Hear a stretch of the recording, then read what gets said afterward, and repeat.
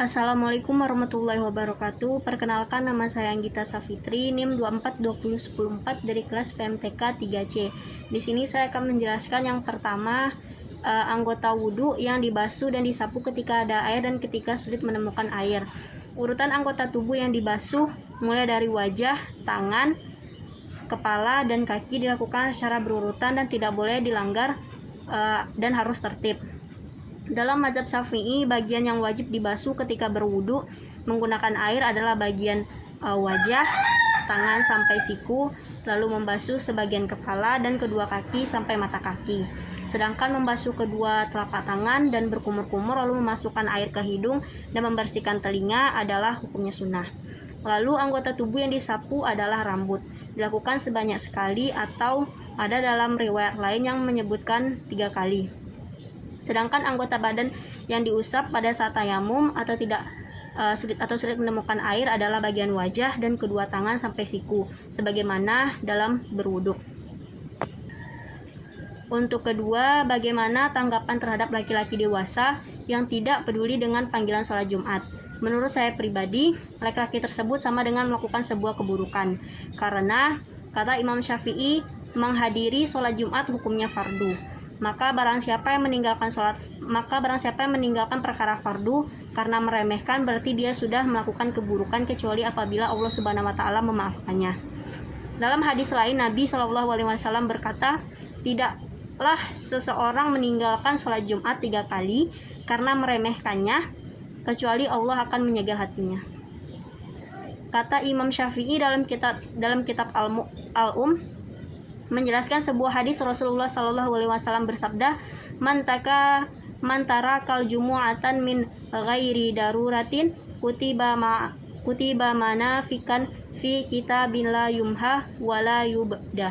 Artinya, barang siapa yang meninggalkan sholat Jumat tanpa ada unsur darurat, maka akan dituliskan baginya sebagai orang yang munafik, tanpa dapat dihapus dan tanpa dapat diganti.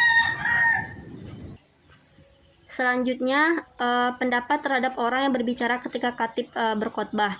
Menurut saya, ibadah yang sedang dilakukan orang tersebut menjadi sia-sia atau tidak ada manfaatnya. Karena Nabi SAW bersabda, barang siapa yang berbicara pada saat imam khutbah Jumat, maka ia seperti keledai yang memikul lembaran-lembaran.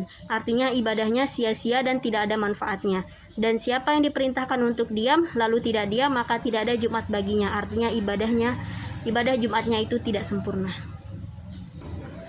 Selanjutnya yang ketiga, pendapat mengenai pelaksanaan penyelenggaraan jenazah yang meninggal disebabkan terbakar. Menurut saya, penyelenggaraan jenazah yang disebabkan terbakar, mayitnya masih tetap boleh dimandikan, dikafankan, disolatkan dan dikuburkan. Apabila dengan syarat kondisi mayat tersebut masih utuh dan tidak hangus seperti debu, maka penyelenggaraan yang dilakukan sebagaimana semestinya pada jenazah yang lainnya. Selanjutnya, penyelenggaraan jenazah yang meninggal akibat tenggelam dan penyelenggaraan jenazah pada wanita dewasa, apa perbedaannya? Menurut saya, untuk jenazah wanita dewasa, jenazahnya diselenggarakan sebagaimana mestinya pada jenazah umumnya apabila anggota tubuhnya masih tetap utuh ketika meninggal dan meninggal bukan karena mati syahid, seperti tenggelam dan tidak ditemukan jasadnya. Kedua, untuk jenazah yang meninggal karena tenggelam, penyelenggaraannya tergantung. Apabila yang pertama, jika jasad korban ditemukan utuh, maka wajib untuk dimandikan, dikafankan, disolatkan, dan dikuburkan jenazahnya seperti selayaknya jenazah biasanya.